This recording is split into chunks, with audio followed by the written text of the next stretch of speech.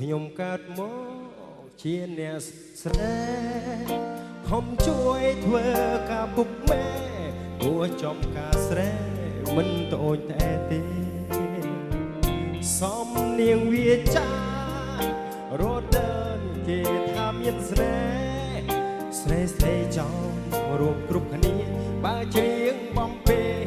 រឹតអចាគុំសើចខ្ញុំអីធ្វើមិនដេចសំដីរត់ដើនយ៉ាងនេះតែដួងចិត្តខ្ញុំសែនស្មោសូមជាបរោគ្មានទេស្នេហាទោះបីខ្ញុំខ្មៅណាតែខ្ញុំខ្មៅស្រសង្ហាណាពីតែទៅណាមកណាឮតែពាក្យថាសង្ហាគ្រប់គ្នាស្រាប់តែពេលនេះខ្ញុំចេះលួចមើលលួចឃើញហើយលួចស្រឡាញ់តែមិនដឹងធ្វើយ៉ាងណាជំរាបចុះបាតនាងក៏ស្អាតរូបខ្ញុំក៏ស្អាតឯងទាំងពីរពិតជាអស្ចារ្យបើបានរៀបការពិតជាសមគ្នាណាមែនទេបងប្អូន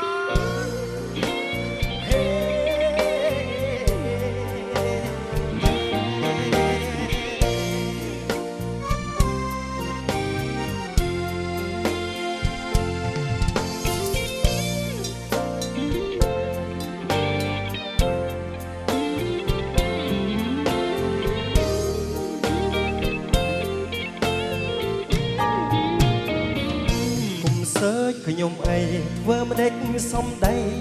រត់ដើរយ៉ាងនេះតែដួងចិត្តខ្ញុំសែនស្មោសូមជាបរោគ្មានទេស្នេហាទោះបីខ្ញុំខ្មៅណាតែខ្ញុំខ្មៅស្រសង្ហាណាពេលតែទៅណាមកណាឮតែពាក្យថាសង្ហាគ្រប់គ្នាស្រាប់តែពេលនេះខ្ញុំចេះលួចមើលលួចភ្នែកហើយលួចស្រឡាញ់តែមិនដឹងធ្វើយ៉ាងណាជំរាបចុះបាននាងក៏ស្អាតរូបខ្ញុំក៏ស្អាតយើងទាំងពីរពិតជាអស្ចារ្យបើបានរៀបការ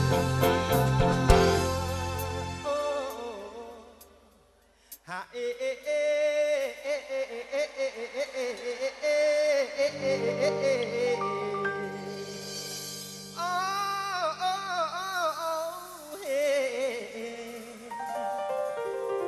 បើបានរៀបការពិតជាសម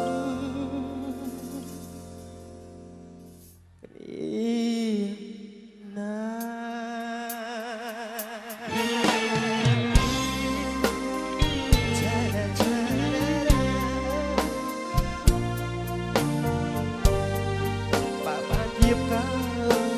សំគ្នាណា